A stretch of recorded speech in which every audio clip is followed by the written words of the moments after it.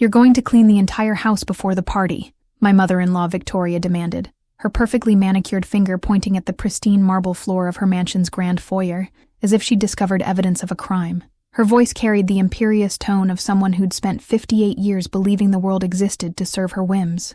"And don't you dare complain." I stood there in my modest sundress, the same one I'd worn to 3 family gatherings because it was the only thing in my wardrobe that Victoria deemed appropriate for her social circle, and felt the familiar weight of humiliation settle on my shoulders like a lead blanket. Around us, the 6,000-square-foot house gleamed with the kind of cleanliness that required a professional staff to maintain, which Victoria had, of course, but apparently my unpaid labor was still necessary for her peace of mind. "The entire house needs to be spotless by Saturday evening," Victoria continued, consulting the gold Cartier watch that cost more than most people's cars. "That's 48 hours, Sophia. I expect you to dust every surface, vacuum every carpet, scrub every bathroom, and polish every piece of silver. The Ashworths are coming, and Patricia Ashworth has the eyes of a hawk for imperfection." My husband, Marcus, materialized beside his mother, like a loyal guard dog, responding to his master's call. At 34, he still moved with the eager-to-please energy of someone who'd never quite outgrown seeking his mother's approval. His handsome features, the same sharp jawline and piercing blue eyes that had attracted me 7 years ago, were set in an expression of casual indifference to my humiliation. "And don't you dare complain," he added, echoing his mother's words with the automatic agreement of someone who'd learned early that disagreeing with Victoria Blackwood was a luxury he couldn't afford. "Mother's parties are important for my career. The last thing we need is for you to embarrass us in front of the partners from my firm."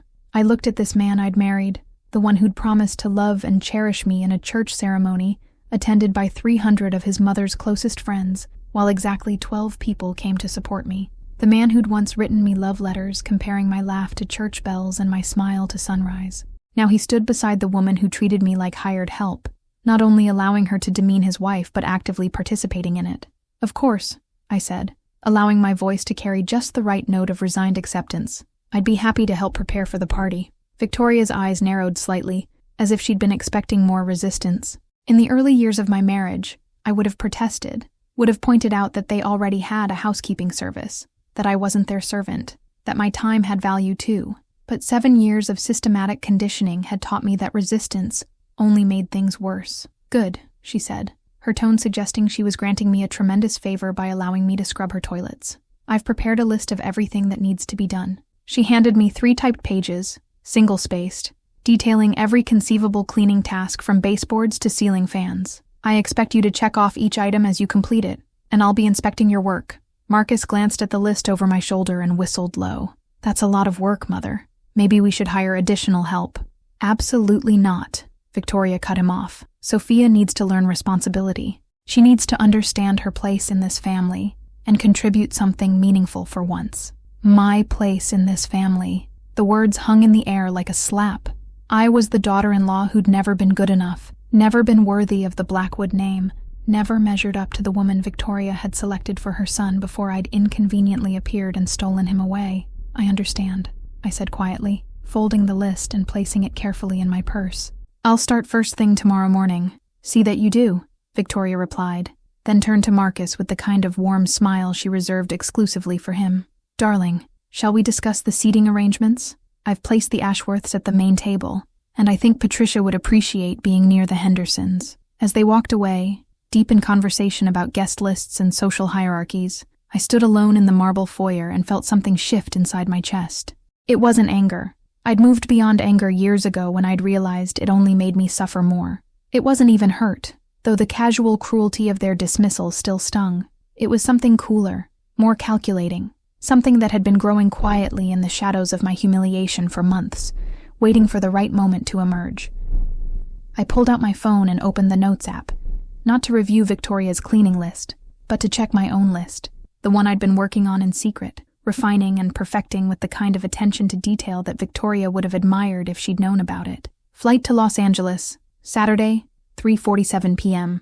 Hotel reservation, the Beverly Hills Hotel. Confirmed bank account transfer. Completed Tuesday storage unit. Paid through December. Attorney appointment. Monday morning. By the time Victoria's party began on Saturday evening, I'd be 3,000 miles away, checking into a 5-star hotel under a name she'd never think to look for. The 40 guests arriving to celebrate Marcus's promotion to senior partner would find exactly what they deserved, a house that reflected the true character of the people who lived in it. I smiled as I walked toward my car, the same serene expression I'd perfected over 7 years of marriage. Victoria and Marcus had spent so long treating me like I was invisible that they'd forgotten a crucial truth. Invisible people see everything, and they remember even more. The first time Victoria Blackwood made me clean her house, I thought it was a one-time request born from some kind of emergency. It was 3 months after Marcus and I had married, and we'd come to Sunday dinner at the family estate, a weekly ritual that Marcus insisted was important for maintaining family bonds. "Sophia, dear," Victoria had said with that saccharine smile she'd perfected for delivering poison wrapped in politeness. "I'm afraid the housekeeper had a family emergency and couldn't come this week. Would you mind terribly helping me tidy up before the Wilsons arrive for bridge?" I'd been raised by parents who believed in the dignity of honest work, so cleaning didn't offend me. What I hadn't understood then was that this wasn't about emergency help. It was about establishing dominance, about putting the new daughter-in-law in her proper place within the family hierarchy. "Of course," I'd said, rolling up the sleeves of my best blouse. "What would you like me to do?" The next 3 hours had been a masterclass in humiliation disguised as housework. Victoria had followed me from room to room, pointing out spots I'd missed, demonstrating the proper way to fold towels, and sighing dramatically whenever my cleaning didn't meet her exacting standards. "The baseboards need attention, dear. Dust settles there, you know." "That's not quite right, Sophia. Here, let me show you how to properly arrange the throw pillows." "Oh dear, you've left streaks on the mirror. Surely you know how to clean glass?" Marcus had spent those 3 hours in his father's study, discussing business and drinking aged scotch while his wife scrubbed his mother's floors. When I'd emerged from the kitchen after washing the last dish, my hair disheveled and my blouse stained, he'd looked at me with mild confusion. "Why do you look so tired?" he'd asked. "We've only been here a few hours." That should have been my first warning. Not just that Marcus was oblivious to what I'd endured, but that he saw nothing unusual about his wife being put to work like hired help while he relaxed with his family. The second time happened a month later, then again 3 weeks after that. Each time, Victoria had a different excuse. The housekeeper was sick. There was a special event that required extra attention. The regular cleaning service had missed some details that only I could fix. Each time, Marcus had found some reason to be elsewhere while I worked. By the end of our first year of marriage, I'd cleaned Victoria's house 17 times. I'd scrubbed bathrooms, polished silver, vacuumed Persian rugs that cost more than my annual salary, and organized closets that contained more shoes than some stores. I'd done it all while Victoria supervised with the watchful eye of a plantation overseer, pointing out my failures and grudgingly acknowledging my successes. "You're getting better at this," she'd said after I'd spent 6 hours preparing her house for a charity luncheon. "Perhaps you're finally learning your place in this family." My place. Always my place. As if I were a servant who needed to be reminded of her station rather than a daughter-in-law who deserved respect. The worst part wasn't the physical labor. I'd worked my way through college cleaning offices and retail stores, so I wasn't afraid of hard work. The worst part was watching Marcus transform from the man who'd courted me with poetry and promises into someone who saw my degradation as normal, even necessary. "Mother's just particular about her house," he'd say whenever I tried to discuss the pattern I was seeing. "She appreciates attention to detail. It's actually a compliment that she trusts you with her things. But Marcus, I've cleaned her house 12 times in 6 months. Don't you think that's excessive? Family helps family, Sophia. That's what marriage means. Becoming part of something larger than yourself. Becoming part of something larger than myself had apparently meant becoming smaller than I'd ever imagined possible. Every month, Victoria found new ways to diminish me, and Marcus found new ways to justify her behavior. When we bought our own house, a modest 3-bedroom in a middle-class neighborhood that Victoria declared charming in a simple way, she began volunteering my services to her friends. "Sophia has become quite good at housework," she'd tell her bridge club. "She's available if any of you need help preparing for events." Soon I was cleaning for Mrs. Henderson before her daughter's engagement party, organizing Mrs. Ashworth's closets before her husband's business dinner, and scrubbing Mrs. Wilson's floors before her annual Christmas gathering, always for free, always with Victoria's implied expectation that I would be grateful for the opportunity to serve her social circle. Marcus never questioned why his wife spent her weekends working as unpaid domestic help for his mother's friends. He'd accepted his mother's narrative that I needed to contribute something meaningful to justify my place in their elevated social sphere.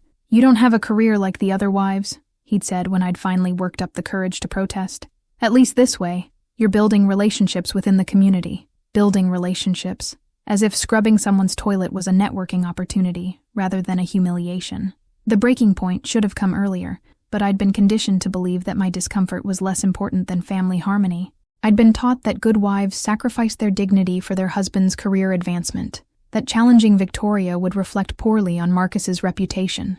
It wasn't until last month, when Victoria had made me clean her house while she hosted a party discussing my husband's promotion, that I'd finally understood the truth. They weren't testing my commitment to the family. They were systematically destroying my sense of self-worth, one degrading task at a time. And now, with Victoria's latest demand that I spend 2 full days preparing her house for a celebration of my husband's success, a celebration I wouldn't even be invited to attend as a guest, I finally had my answer. It was time to stop participating in my own destruction. The moment I truly understood what 7 years of marriage had done to me came 3 weeks before Victoria's party demand, during a conversation with my former college roommate Jennifer, who was visiting from Seattle. We were having lunch at a small cafe downtown, when she asked a question that shattered the careful illusions I'd been maintaining. "Sophia, are you happy?" The question should have been simple to answer. Instead, I sat there with my half-eaten salad, opening and closing my mouth like a fish gasping for air, because I realized I couldn't remember the last time I'd even considered my own happiness as a relevant factor in my life. "I mean," Jennifer continued, her voice gentle but persistent, "when we were in college you had so many dreams. You were going to travel, maybe teach English abroad, write that novel you always talked about. You had fire in your eyes, this incredible zest for life. And now," she trailed off, but I could see the concern in her expression. What she saw when she looked at me was a woman who'd been systematically dimmed, whose spark had been slowly extinguished by years of being told she wasn't good enough, smart enough, worthy enough to matter. "I'm fine," I said automatically, the response I'd trained myself to give whenever anyone questioned the dynamics of my marriage. Marriage is about compromise, about finding your role within a partnership. "Your role?" Jennifer's eyebrows rose. "Sophia, you used to say that women shouldn't have to shrink themselves to make other people comfortable. You used to say that any relationship that required you to become less than you were wasn't worth having." I remembered that version of myself, the college student who'd majored in English literature and minored in women's studies, who'd written passionate papers about female empowerment and economic independence. She'd been so certain that she'd never allow anyone to diminish her worth or define her value based on her willingness to serve others. But that woman had been young and naive. She hadn't understood how gradually these things happened, how skillfully someone like Victoria could chip away at your confidence one small humiliation at a time. "People change," I said. "Priorities shift when you're building a life with someone." Jennifer leaned forward, her expression intense. "Sophia, I need to ask you something, and I want you to really think about your answer. When was the last time Marcus asked about your dreams? When was the last time he seemed interested in what you wanted out of life?" I opened my mouth to defend my husband, to provide examples of his care and consideration, but nothing came. Instead, I found myself thinking about our conversations over the past year, trying to remember a single instance when Marcus had asked about my happiness, my goals, my desires for our future. Every conversation was about his work, his mother's expectations, his social obligations, his career advancement. Even our discussions about potentially having children someday centered around how parenthood would affect his trajectory, rather than my own feelings about motherhood. "He's busy," I said weakly. "His career is demanding right now. So was mine when I made partner at my firm. But I still asked David about his day, his feelings, his dreams. That's what people do when they love someone. They stay curious about who that person is becoming." The truth hit me like a physical blow. Marcus had stopped being curious about me years ago. At some point, I'd become a supporting character in his story, rather than the protagonist of my own. "Jennifer," I said quietly, "what if I've waited too long? What if I've been complicit in this for so long that I don't even know who I am anymore?" "Then you figure it out," she said firmly. "Sophia, you're 31 years old. You have decades of life ahead of you. The question is whether you want to spend them being diminished, or whether you want to reclaim the woman you used to be." That conversation had planted a seed that grew into something dangerous over the following weeks. I started paying attention to the patterns I'd normalized, the small daily humiliations I'd learned to accept as the price of marriage.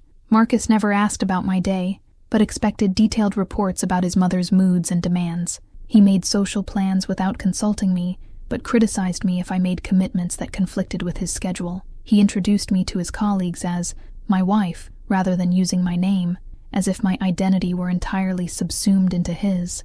Most telling of all, he'd begun taking Victoria's side automatically in any disagreement, no longer even pretending to consider my perspective before dismissing it. The final straw came 2 days after my lunch with Jennifer, when I overheard a phone conversation between Marcus and his mother about the upcoming party. "She'll need strict supervision," Victoria was saying, her voice carrying clearly from Marcus's home office where he thought I couldn't hear. Left to her own devices, Sophia cuts corners. Remember the Henderson dinner disaster. The Henderson dinner disaster. 3 months ago, when I'd spent 8 hours preparing their house for a party, and Victoria had found fault with the way I'd arranged the flowers I'd purchased with my own money because she'd forgotten to order them. "Don't worry, Mother," Marcus replied. "I'll make sure she understands how important this is. My promotion depends on making a good impression on the partners." Exactly. And we both know Sophia's limitations when it comes to understanding social expectations. She means well, but she lacks the breeding necessary for these situations. My breeding. My limitations. They were discussing me like a poorly trained pet who might embarrass them in front of company. "I'll handle it," Marcus assured her. "She'll do whatever needs to be done. She'll do whatever needs to be done. Not, I'll ask her to help, or she's always been supportive. She'll do whatever needs to be done, because my compliance was assumed, my consent irrelevant." That night, as Marcus slept peacefully beside me, I lay awake staring at the ceiling and made a decision that would change everything. I was done being handled. I was done having my worth measured by my willingness to serve people who had no respect for me. I was done being the supporting character in a story that had no room for my happiness, my dreams, or my dignity. It was time to write a different ending. The morning after overhearing Marcus and Victoria's phone conversation, I did something I hadn't done in 7 years of marriage. I opened a bank account in my own name. I sat in the sterile fluorescent lighting of First National Bank, across from a young woman named Lisa, who seemed genuinely excited to help me establish financial independence. "What type of account are you looking to open, Mrs. Blackwood?" she asked, her pen poised over the application forms. "Actually," I said, savoring the words I'd been rehearsing for weeks, "it's Ms. Chen. I'm using my maiden name for this account. Sophia Chen." I'd almost forgotten how my name sounded without the Blackwood attachment that had defined me for so long. Hearing it spoken aloud felt like putting on clothes that actually fit after years of wearing someone else's wardrobe. The account opening process was surprisingly simple. Within an hour, I had checking and savings accounts, a debit card, and most importantly, complete control over my own financial resources for the first time since I'd married Marcus. Not that those resources were extensive. As Victoria loved to remind everyone, I didn't have a career like the other wives. What I did have was a small inheritance from my grandmother that I'd never touched, some savings from my pre-marriage job, and a modest monthly allowance that Marcus provided for household expenses and personal items. The allowance had always been a source of humiliation, a grown woman having to ask her husband for money to buy groceries or replace worn-out shoes. But over the past year, I'd been quietly skimming from it, taking $20 or $30 in cash each month and hiding it in a shoebox in our spare closet. 7 years of careful hoarding had accumulated nearly $3,000, enough to fund the first phase of what I was beginning to think of as Operation Liberation. From the bank, I drove to the other side of town, to a neighborhood where none of Victoria's social circle would ever venture. I rented a small storage unit under my maiden name and began the delicate process of relocating my life one piece at a time. It started with photograph albums, the pictures of my family, my college friends, my life before Marcus. Then came my books, the novels and poetry collections that Victoria had declared inappropriate for a proper home and banished to boxes in our garage. My grandmother's jewelry, my college diploma, letters from Jennifer and other friends who'd slowly been discouraged from visiting. Each item I moved to the storage unit felt like reclaiming a piece of myself that I'd thought was lost forever. The most challenging part was researching my options without leaving a digital trail that Marcus might discover. I couldn't use our home computer. He monitored the browser history as casually as checking the weather. Instead, I spent afternoons at the public library, researching divorce attorneys, job opportunities, and apartment rentals in distant cities where I could start over. Los Angeles kept appearing in my searches. It was far enough from Victoria's influence to provide complete freedom, large enough to offer anonymity, and expensive enough to serve as a statement about my intentions. If I was going to leave, I wasn't going to skulk away to some small town and live in shame. I was going to land somewhere that reflected the life I wanted to build for myself. The hotel reservation at the Beverly Hills Hotel was an act of defiance disguised as practical planning. It cost more per night than Marcus's monthly allowance to me, but I booked it anyway with money from my grandmother's inheritance. For 1 week, I would live the way I'd always dreamed, surrounded by luxury that I'd earned and chosen for myself, not luxury granted as a reward for good behavior. The hardest part was maintaining my facade at home. I continued my routine of submissive compliance, agreeing to Victoria's increasingly demanding requests, accepting Marcus's casual dismissal of my thoughts and feelings, cleaning their houses and organizing their events with the same resigned grace I'd perfected over 7 years. But inside, I was counting down the days until my freedom.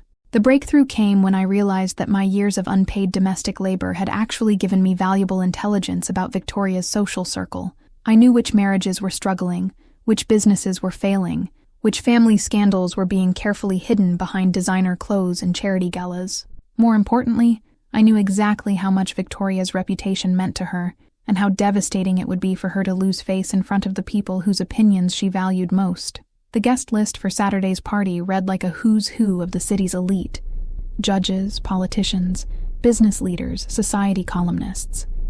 These were people who could make or break careers with a word, who could turn someone from social royalty into social pariah overnight. Victoria had spent weeks planning every detail of the event, from the flowers to the menu to the seating arrangements. She'd hired a caterer, a bartender, and a small army of servers to ensure that everything would be perfect for her moment of triumph, celebrating her son's promotion while showcasing her family's success to the people who mattered most. The irony was perfect. Victoria had spent years using me as free labor for her social events, treating me like invisible help while taking credit for my work. Now, for the most important event of her social calendar, she was once again depending on my unpaid service to make her look good. Except this time, I wouldn't be there to provide it. I had calculated everything perfectly. My flight would depart at 3:47 p.m. on Saturday, giving me enough time to complete my final preparations and disappear before anyone realized I was gone. The guests were scheduled to arrive at 6:30 p.m., expecting to find a perfect party in a pristine house. Instead, they would find exactly what Victoria deserved: chaos, humiliation, and the public revelation of who she really was beneath all the designer clothes and charitable donations. As I lay in bed that night, listening to Marcus's peaceful breathing beside me, I felt something I hadn't experienced in years: anticipation. For the first time in 7 years, I had something to look forward to that was entirely my own. In 72 hours, I would be free, and Victoria Blackwood would finally understand what it felt like to be humiliated in front of the people whose opinions mattered most. The invisible woman was about to become very visible indeed. What Victoria and Marcus never knew about me was that their systematic campaign to diminish me had failed in one crucial way. They'd never managed to destroy my intelligence. While they'd chipped away at my confidence and eroded my sense of self-worth, they'd left intact the analytical mind that had earned me summa cum laude honors in college and a full scholarship to graduate school that I'd turned down to marry Marcus. That intelligence had been quietly working in the background of my humiliation, cataloging information, identifying patterns, and building a comprehensive understanding of the Blackwood family's vulnerabilities that would have impressed a military strategist. The storage unit I'd rented contained more than just my personal belongings. Over the past 6 months, I'd been systematically documenting every aspect of Victoria's social and financial empire, creating what amounted to a detailed dossier on her secrets and weaknesses. I knew about the Blackwood family's precarious finances, carefully hidden behind the facade of inherited wealth. Victoria's late husband had been a gambling addict who'd squandered most of the family fortune before his death 5 years ago. The house, the cars, the designer clothes, all of it was maintained through a complex web of loans, credit lines, and Marcus's salary, which was impressive but not nearly enough to support their lifestyle indefinitely. I knew about Victoria's affair with Judge Harrison 3 years ago, carefully documented through photos I'd discovered in her personal papers while organizing her home office. The affair had ended badly, but both parties had too much to lose to let it become public knowledge. I knew about Marcus's cocaine habit, which he thought he'd hidden from me, but which I'd observed and documented with the methodical precision of someone trained to notice details: the small plastic bags in his suit pockets, the frequent trips to the bathroom during social events, the way his personality shifted from charming to aggressive after certain phone calls. All of it carefully recorded in a journal I kept in my storage unit. Most importantly, I knew about the systematic tax evasion that Victoria had been conducting through her various charitable foundations. She'd been skimming donations, claiming false deductions, and using nonprofit resources for personal expenses. I'd uncovered it while helping her prepare tax documents last year, and I'd quietly made copies of everything before she could dispose of the evidence. The beauty of being invisible was that people committed crimes right in front of you, assuming you were too stupid or too submissive to understand what you were seeing. Victoria had turned me into her unwitting accomplice by making me organize files and prepare documents that contained evidence of her illegal activities. But now, instead of being her victim, I was going to be her reckoning.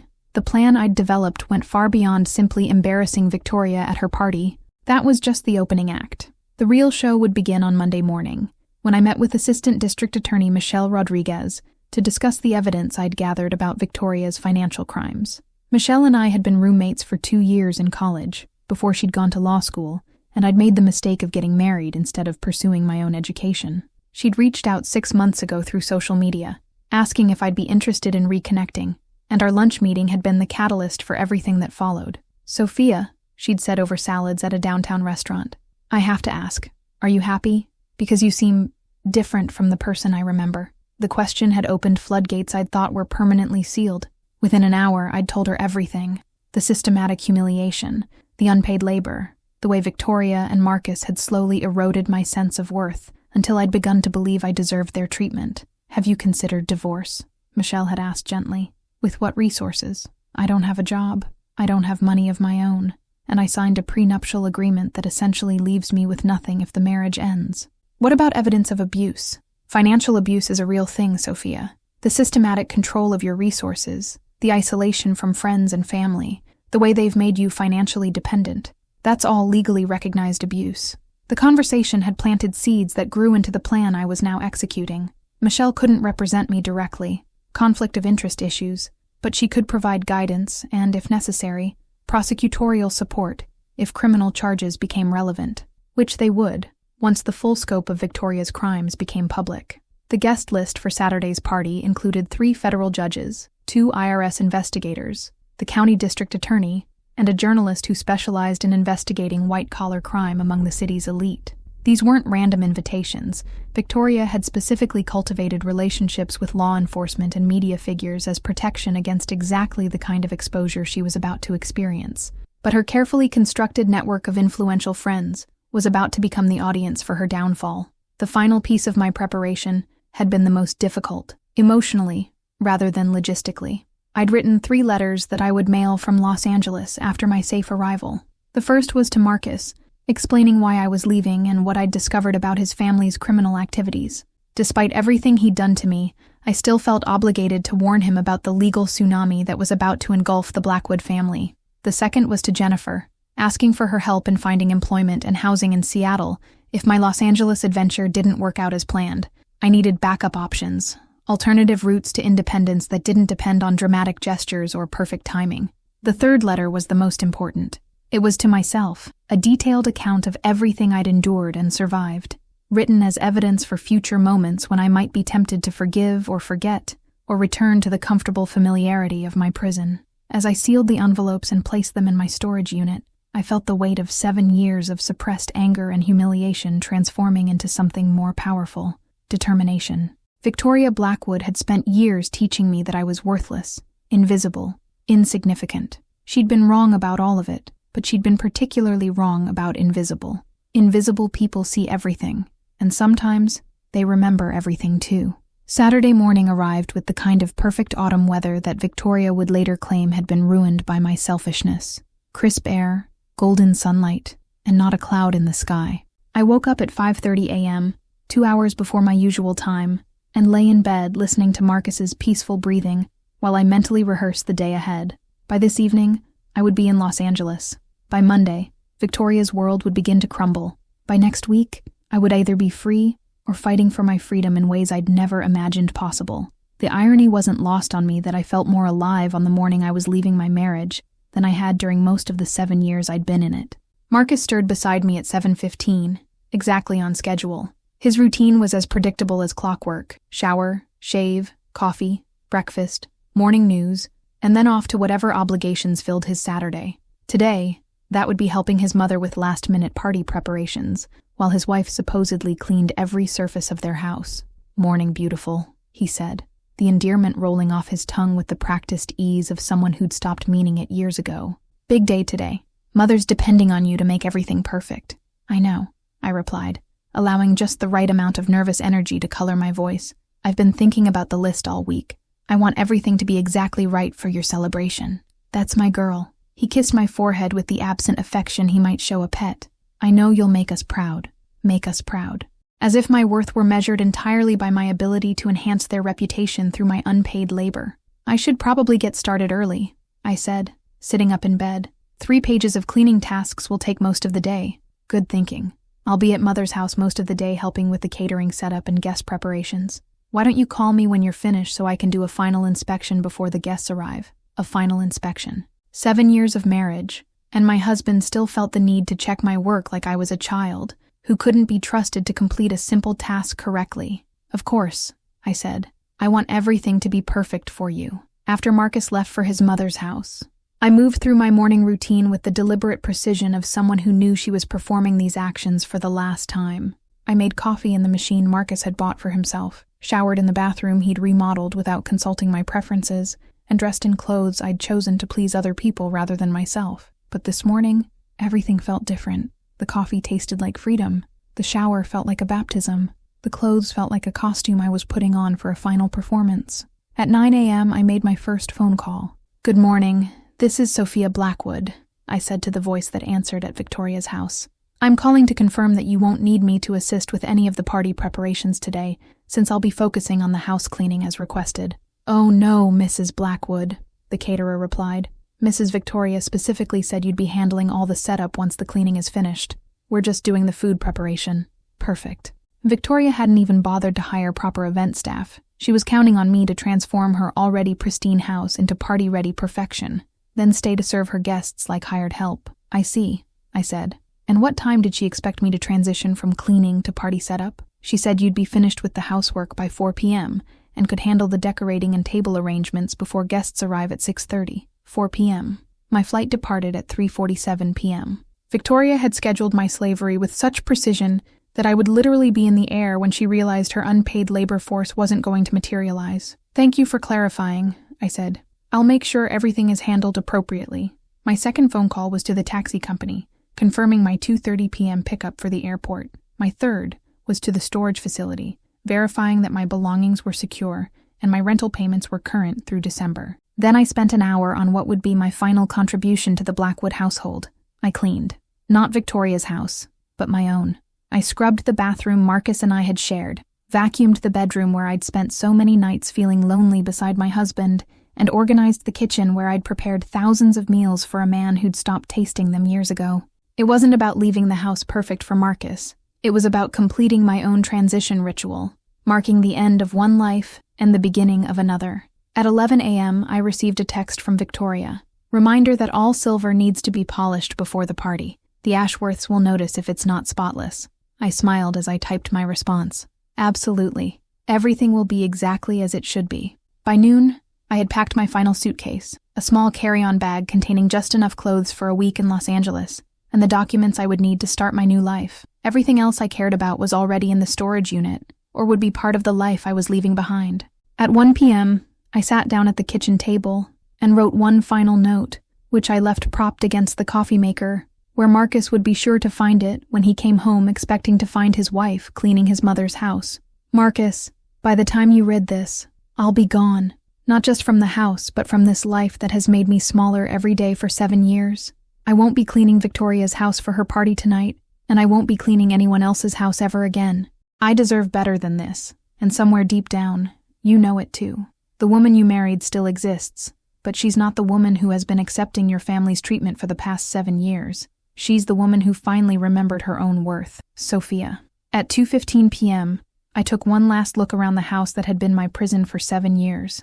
It was clean, organized, and empty of anything that mattered to me, just like the marriage I was leaving behind.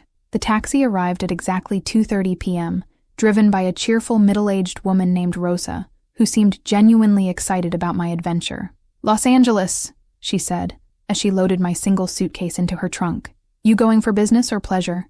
"Liberation," I replied, and her laugh was so warm and genuine that I felt tears spring to my eyes. When was the last time someone had laughed with me instead of at me? As we drove through the familiar streets of the neighborhood where I'd spent 7 years feeling like a stranger, I felt my phone buzzing with increasing frequency. Text messages from Victoria, who was apparently growing concerned about my progress on her cleaning list. 2:45 p.m. Haven't heard from you today. How is the cleaning progressing? 2:52 p.m. The silver service needs special attention. Make sure you use the proper polish. 1 p.m. Call me when you finish the upstairs bathrooms so we can discuss the flower arrangements. I watched the messages accumulate on my screen without opening them, savoring the strange freedom of being unreachable for the first time in years. Victoria was probably standing in her perfectly appointed kitchen, growing more agitated with each unanswered text, unable to comprehend that her personal servant might not be immediately responsive to her demands. Everything okay, honey? Rosa asked, glancing at me in the rearview mirror. You look like you're watching something interesting on that phone. I'm watching my old life fall apart in real time, I said, and it's more satisfying than I expected. The airport was busier than usual for a Saturday afternoon, filled with travelers heading to weekend destinations and family visits. I moved through the check-in process with a sense of unreality. Part of me still couldn't believe I was actually doing this, actually walking away from 7 years of marriage without warning or negotiation. At 3:15 p.m., as I was going through security, Marcus finally called. I watched his name flash on my screen and felt nothing. No guilt, no second thoughts, no urge to answer and explain myself, just a calm recognition that this conversation would happen eventually, but it would happen on my terms, from a position of strength, after I was safely out of reach. The boarding announcement for my flight came at 3:35 p.m., and I realized that Victoria's party guests were probably starting their pre-event routines right about now, showering, selecting outfits, preparing to attend what they expected to be an elegant celebration of the Blackwood family's latest success. Instead, they were going to get a front-row seat to Victoria's public humiliation. As the plane taxied away from the gate, I finally opened my phone to read the accumulating messages. Victoria's texts had progressed from mildly concerned to frantically demanding. 3:20 p.m. Sophia, call me immediately. The caterers need to know about dietary restrictions. 3:25 p.m. Where are you? The house should be finished by now. 3:30 p.m. This is unacceptable. Call me right now. 3:38 p.m. Marcus is driving to your house. You better have a good explanation for this. Then came the phone calls. 17 missed calls from Victoria, 12 from Marcus, and 3 from numbers I didn't recognize. Probably caterers or party planners who were discovering that their unpaid coordinator had vanished. At 4:15 p.m., just as my plane reached cruising altitude, I received a text that made me laugh out loud. Marcus, your note says you're gone. This is insane. Call me immediately. Mother's guests start arriving in 2 hours, and the house is a disaster. A disaster. Victoria's house, which was cleaned by professionals twice a week and had never contained so much as a speck of dust in any corner, was suddenly a disaster, because I hadn't spent 2 days making it somehow more perfect than perfect. The flight attendant noticed my laughter and smiled. Good news from home? The best news, I replied. I'm watching my old life implode from 30,000 feet, and it's exactly as satisfying as I hoped it would be. By 5 p.m. West Coast time, the text messages had evolved from angry demands to panicked pleas. Victoria had apparently realized that her party was now less than 90 minutes away, and she had no one to handle the setup she'd been counting on me to manage for free. Victoria, Sophia, whatever point you're trying to make, you've made it. Come back and we can discuss your concerns after the party. Marcus, this is childish. You're embarrassing the entire family. At least call and tell us where you are. Victoria, I'm willing to pay you for today's work, if that's what this is about. Name your price. Name my price. After 7 years of unpaid labor, Victoria was suddenly willing to acknowledge that my work had monetary value, but only now, when my absence was about to cost her something she cared about, her reputation. At 5:30 p.m., I turned off my phone entirely. Whatever was happening at Victoria's house right now, I didn't need to witness it in real time. The mental image was satisfaction enough, Victoria frantically trying to transform her house into party perfection, while dressed in whatever elegant outfit she'd planned to wear, probably getting her manicure dirty for the first time in decades.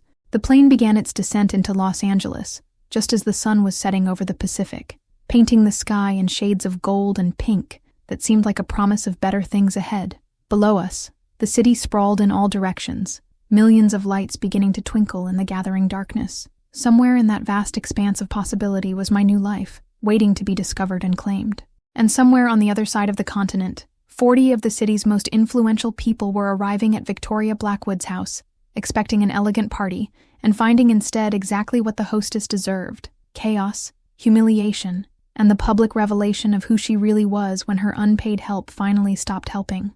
As we touched down at LAX, I powered my phone back on long enough to send one final message. Victoria, you're right that I learned my place in your family. My place was always somewhere else. Enjoy your party. Sophia. Then I turned the phone off again and walked into the California evening, free for the first time in 7 years, to discover who I was when no one was telling me who I should be. While I was checking into the Beverly Hills Hotel and marveling at the marble lobby that made Victoria's house look modest by comparison, chaos was unfolding 3,000 miles away in what should have been the social event of Victoria Blackwood's season. I learned the details later, pieced together from news reports, social media posts, and a gleefully detailed account from Jennifer, who had remained friends with several people in Victoria's social circle and received minute-by-minute updates throughout the evening. At 6:15 p.m., 15 minutes before guests were scheduled to arrive, Victoria was standing in her kitchen, wearing a $3,000 Valentino dress and rubber gloves, frantically polishing silverware while screaming into her phone at Marcus. "Where is she? Where is your worthless wife?" Marcus had spent the past 2 hours driving around town looking for me, checking my usual haunts and calling my few remaining friends, none of whom had any idea about my escape plan. He'd returned to Victoria's house empty-handed and increasingly panicked about the social catastrophe that was about to unfold. "I don't know, Mother. Her note just said she was leaving." "I never thought she'd actually—" "Well, she did!" Victoria shrieked, abandoning the silverware to survey her house with growing horror. The professional cleaning service had done their usual thorough job on Friday, but Victoria had been counting on me to provide the extra touches that transformed a clean house into a party-perfect showcase. The flowers hadn't been arranged. The special table settings hadn't been laid out. The guest bathroom towels hadn't been replaced with the monogrammed ones kept for special occasions. The silver serving pieces needed polishing. The crystal needed spotless attention. The dining room table needed to be expanded and properly set for 40 people. Most crucially, someone needed to coordinate with the caterers, direct the servers, and manage the 100 small details that made the difference between an elegant party and a barely controlled disaster. Victoria had built her reputation on hosting flawless events that appeared effortless while actually requiring enormous behind-the-scenes coordination. She'd been able to maintain that reputation for years because I had been providing that coordination for free, invisible to the guests, but essential to the success of every gathering. Now, with the first cars pulling into her circular driveway, Victoria was discovering what her parties actually looked like without my unpaid labor. Judge Patricia Ashworth arrived promptly at 6:30 with her husband Robert, expecting to find the same level of elegant perfection they'd come to expect from Blackwood family events. Instead, they were greeted at the door by Marcus, who was visibly sweating and trying to explain why the house wasn't quite ready for guests. "So sorry, but we're running a bit behind schedule," he stammered, ushering them into the living room where folding chairs were still stacked against the wall and the coffee table was covered with unpolished silver pieces. "Behind schedule?" Patricia's perfectly plucked eyebrows rose as she surveyed the chaos. "Marcus, dear, your mother's parties are never behind schedule. Is everything all right?" Before Marcus could answer, Victoria appeared from the kitchen, her designer dress smudged with silver polish, and her usually perfect hair disheveled from 2 hours of frantic cleaning attempts. "Patricia, Robert, so wonderful to see you," she said, her voice pitched higher than usual with stress. "We're just putting the finishing touches on everything. Please, make yourselves comfortable while we—" She gestured vaguely at the obvious disaster surrounding them. More guests arrived in quick succession. Federal Judge Harrison, District Attorney Morrison, City Councilwoman Davis, and a handful of Marcus's law firm partners, all of whom had dressed for an elegant celebration, and found instead what looked like the aftermath of a burglary. The caterers, meanwhile, were growing increasingly frustrated by the lack of proper setup and coordination. The dining room table hadn't been expanded to accommodate 40 people. The serving pieces weren't clean or properly arranged. No one had discussed the timing for dinner service or the layout for the cocktail reception. "Ma'am," the head caterer approached Victoria with barely concealed irritation. "We need direction about the serving schedule. Your coordinator hasn't shown up, and we're not sure how you want the evening to proceed." "My coordinator?" Victoria's voice cracked slightly. There's been a small misunderstanding." By 7 p.m., it was clear to everyone present that this wasn't a small delay, but a complete organizational breakdown. Guests who had arrived expecting cocktails and elegant conversation found themselves standing around in a house that looked like it was being prepared for a party, rather than hosting one. The breaking point came when Judge Harrison approached Marcus to congratulate him on his promotion and ask about dinner, only to discover that no one had informed the caterers when to serve the meal or how to accommodate the guests who were still standing around holding empty wine glasses. "Marcus," Judge Harrison said quietly, "I think there might be some confusion about tonight's schedule. Should Patricia and I perhaps come back another evening when you've had a chance to organize things properly?" The suggestion that they leave, that the party was such a disaster that guests were offering to excuse themselves, was Victoria's worst social nightmare realized. Her reputation for flawless entertaining was crumbling in real time, in front of the very people whose opinions mattered most to her social standing. "Oh no, please don't leave," Victoria said desperately, her composure finally cracking completely. "There's been a small crisis with our help, but we can still make this work. We just need to—" But there was no making it work. The essential coordination that I had provided for years couldn't be improvised at the last minute. The elegant party Victoria had planned required the invisible labor she'd taken for granted and suddenly didn't have access to. By 7:30 p.m., most of the guests had made polite excuses and departed, leaving Victoria and Marcus standing in their expensively decorated house, surrounded by the evidence of their dependence on the woman they'd spent 7 years treating like an unpaid servant. The social humiliation was complete, but the personal reckoning was just beginning. Because while Victoria was surveying the wreckage of her party, I was sitting in the bar of the Beverly Hills Hotel, raising a glass of champagne to my freedom and preparing for the next phase of my plan. The invisible woman had finally made herself very visible indeed. Sunday morning in Los Angeles dawned bright and clear, and I woke up in the most comfortable bed I'd slept in for years, feeling more rested than I had in decades. Room service breakfast on the terrace of the Beverly Hills Hotel, overlooking palm trees and endless blue sky, felt like a scene from someone else's life, someone who mattered, someone whose comfort was a priority. I was savoring my second cup of coffee and planning my day of tourist activities when my phone rang. The caller ID showed a number I didn't recognize, but something about the timing made me answer. "Sophia Blackwood? This is Sophia Chen," I corrected automatically. "Who's calling?" "This is Rebecca Martinez from Channel 7 News. I'm calling about the story that's breaking this morning regarding Victoria Blackwood and allegations of charity fraud. I understand you're her daughter-in-law, and I was hoping you might have some comment." My coffee cup froze halfway to my lips. "I'm sorry. What story? You haven't seen the news?" "The FBI raided Mrs. Blackwood's house this morning as part of an investigation into her charitable foundations. Apparently, someone provided them with extensive documentation of financial irregularities going back several years." I set down my coffee with a shaking hand. This wasn't part of my plan. I'd intended to meet with Michelle Rodriguez tomorrow morning to discuss the evidence I'd gathered, but I hadn't expected federal agents to be involved so quickly. "Mrs. Chen, are you still there?" I'm not available for comment," I managed. "You'll need to contact the family directly." I hung up and immediately called Michelle Rodriguez, my hands trembling as I dialed. "Sophia, I was just about to call you. Where are you right now?" "Los Angeles." "Michelle, what's happening?" "A reporter just called me about FBI raids and charity fraud investigations. Are you somewhere private where we can talk freely?" I stepped inside my hotel room and closed the terrace door. "Yes, tell me everything." "Sophia, when we met for lunch last month and you told me about your situation, I was so concerned about your safety that I consulted with some colleagues about your legal options. When you mentioned the financial documents you discovered, I advised them that there might be criminal activity involved. You reported Victoria's crimes without telling me? I reported my concerns about your welfare to the appropriate authorities and mentioned that you might have evidence of financial crimes. The FBI has been investigating Victoria Blackwood for months as part of a larger probe into charity fraud among wealthy donors. Your information wasn't the catalyst. It was the final piece of a puzzle they'd been working on for over a year. I sank onto the bed, trying to process this information. So the timing is just coincidental? Not entirely. When federal agents learned that you'd been systematically documenting Victoria's activities, they accelerated their timeline. They were afraid that if you disappeared suddenly, the evidence might disappear with you. But I didn't disappear. I left my husband and moved to California. Sophia, from the outside, your sudden departure looked like the behavior of someone who was either running from prosecution or eliminating evidence. The agents needed to secure the crime scene before anyone could destroy documents. The crime scene. Victoria's house, the house I'd spent 7 years cleaning and organizing and maintaining, was now a federal crime scene. What happens now? That depends partly on you. The FBI wants to interview you about the evidence you collected and your knowledge of Victoria's financial activities. You're not a suspect, but you are a crucial witness. And if I don't want to be involved? Sophia, you've been documenting criminal activity for years.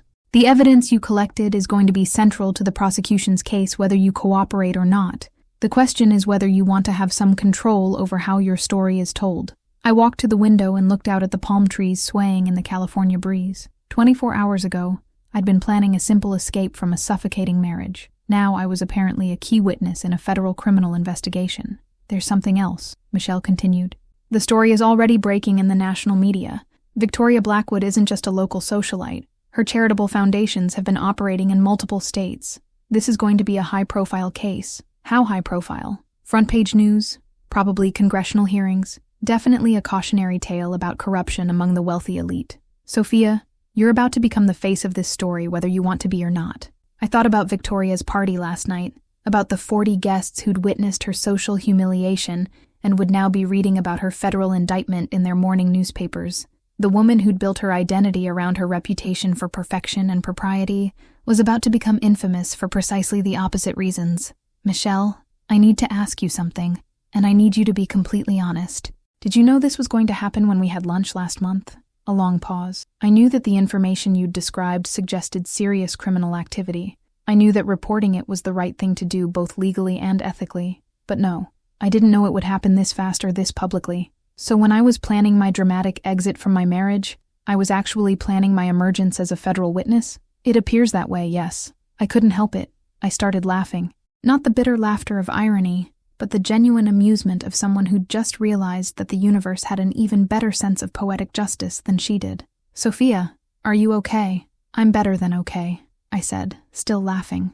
Michelle, I spent 7 years being treated like I was worthless by people who were actually criminals. I spent 7 years being told I had no value while I was unknowingly documenting evidence that's going to send them to federal prison. So you'll cooperate with the investigation? I'll do more than cooperate. I'll testify, I'll provide evidence, I'll tell the world exactly what the Blackwood family is really like behind their charitable donations and elegant parties. Because the invisible woman wasn't invisible anymore. She was about to become the most visible person in the biggest criminal scandal the city had seen in years. And Victoria Blackwood was about to learn what it really meant to be humiliated in public. 6 months later, I stood in a federal courthouse in Washington, D.C., wearing a navy blue suit that I'd bought with money I'd earned from my new job as a consultant for nonprofit financial compliance. The woman walking into the courtroom to testify against Victoria Blackwood bore little resemblance to the submissive wife who'd spent 7 years cleaning houses and absorbing humiliation. This woman had a voice, a purpose, and most importantly, the law on her side. Victoria sat at the defendant's table looking older than her 58 years, her once perfect appearance now showing the strain of 6 months of federal prosecution. The designer clothes had been replaced by a conservative suit meant to project humility and remorse. The imperious confidence had been replaced by the hunched posture of someone who finally understood what it felt like to be powerless. Marcus sat in the gallery behind her, his own legal troubles still pending but secondary to his mother's federal charges. The promotion he'd been celebrating at the party that never happened had been rescinded when his law firm discovered his family's criminal activities. The house I'd cleaned so many times was now for sale, its proceeds earmarked for restitution to the charities Victoria had defrauded. Ms. Chen, the prosecutor said as I took the witness stand, please tell the court how you first became aware of the defendant's fraudulent activities. I looked directly at Victoria as I began my testimony, watching her face as I calmly, methodically, destroyed the carefully constructed lies she'd built her life around. For 7 years, she'd treated me like I was too stupid to understand what I was seeing. Now I was demonstrating exactly how much I'd understood, and how carefully I'd documented it all. In March of 2019, Mrs. Blackwood asked me to organize her tax documents for her accountant. While sorting through the files, I noticed discrepancies between the charitable donation receipts and the actual expenditures recorded in her foundation's bank statements. The testimony took 3 hours. 3 hours of detailing every crime I'd witnessed, every document I'd copied, every conversation I'd overheard while being treated like invisible furniture in Victoria's house. 3 hours of proving that the woman who'd spent years calling me worthless had actually been dependent on my intelligence and attention to detail to maintain her criminal enterprise. When I finished, Victoria's defense attorney tried to discredit me by painting me as a bitter ex-daughter-in-law seeking revenge against a family that had generously supported me for years. Ms. Chen, isn't it true that you were essentially unemployed during your marriage and relied entirely on the Blackwood family for financial support? That's correct, I replied calmly. Mrs. Blackwood made it clear that my role was to provide unpaid labor for her household and social events. She systematically discouraged me from seeking employment, claiming it would reflect poorly on her son's ability to provide for his family. And when you discovered these alleged irregularities in Mrs. Blackwood's financial records, why didn't you report them immediately instead of waiting for years? Because Mrs. Blackwood had spent considerable effort convincing me that I was too stupid to understand important matters. It took me time to trust my own observations and gather sufficient evidence to support my concerns. So you admit you spent years secretly documenting your mother-in-law's activities? I admit I spent years protecting myself and gathering evidence of crimes I was being forced to participate in unwillingly. Mrs. Blackwood used my labor to organize the very documents that contained evidence of her fraud. The defense attorney's strategy of portraying me as vindictive backfired spectacularly. Instead of discrediting my testimony, he'd given me a platform to describe exactly how Victoria's psychological abuse had been designed to prevent me from understanding and reporting her criminal activities. The jury deliberated for less than 6 hours before returning with guilty verdicts on all counts: fraud, tax evasion, money laundering, and conspiracy. Victoria Blackwood was sentenced to 12 years in federal prison and ordered to pay $2 million in restitution to the charities she'd defrauded. Marcus pled guilty to related charges and received 3 years probation in exchange for cooperating with the investigation. The cocaine possession charges I'd helped document were dropped as part of his plea agreement, but his legal career was over. As for me, I discovered that being the key witness in a high-profile federal case opened doors I'd never imagined. The consulting firm that hired me specialized in helping legitimate nonprofits strengthen their financial oversight and prevent the kind of fraud Victoria had perpetrated for years.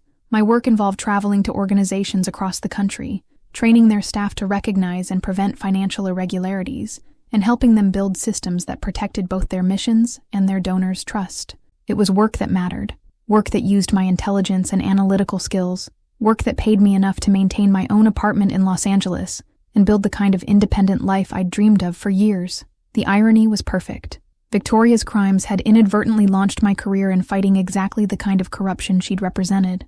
I never saw Victoria or Marcus again after the sentencing, but I heard through mutual acquaintances that Marcus had moved to a different state and was working for a small firm that specialized in personal injury cases. His mother's imprisonment had finally freed him from her influence, though whether he would use that freedom to become a better person remained to be seen. As I walked out of the courthouse that final time, I thought about the woman I'd been 6 months ago, desperate, invisible, convinced that her only value lay in her willingness to serve others without complaint. That woman had been wrong about so many things, but she'd been right about one crucial fact. She'd deserved better. And now, finally, she had it. The invisible woman had found her voice, claimed her power, and learned the most important lesson of all, that justice, like freedom, was something you had to fight for. Sometimes you won that fight by leaving, sometimes you won it by staying to tell the truth, and sometimes, if you were very lucky, you won it by doing both.